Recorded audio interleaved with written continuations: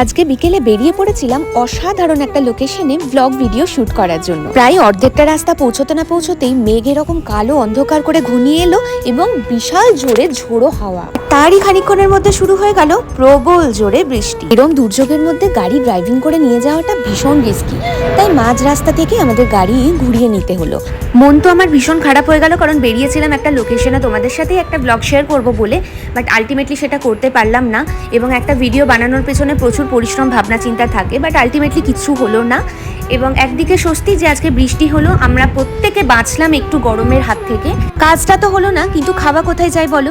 তাই বাড়ি ফেরার পথেই সন্ধ্যেবেলা আমাদের মোস্ট ফেভারিট একটা রেস্টুরেন্ট খালসাতে ঢুকে পড়লাম। গিয়ে দেখি ফ্লোর পুরোই ফাঁকা, বৃষ্টির জন্য তখনও কিন্তু কেউ যায়নি। আর আমরা যেহেতু একেবারে সন্ধ্যেবেলায় গেছিলাম, একটু স্টার্টার অর্ডার করেছিলাম, like chicken lollipop, crispy chilli baby corn. যে ভিডিওটা তোমাদের জন্য আমি আজকে শুট করতে পারলাম না, সেটা কিন্তু খুব তাড়াতাড়ি আমি নিয়ে আসছি। স্টে টিউন, চ্যানেলটা সাবস্ক্রাইব করে দিও।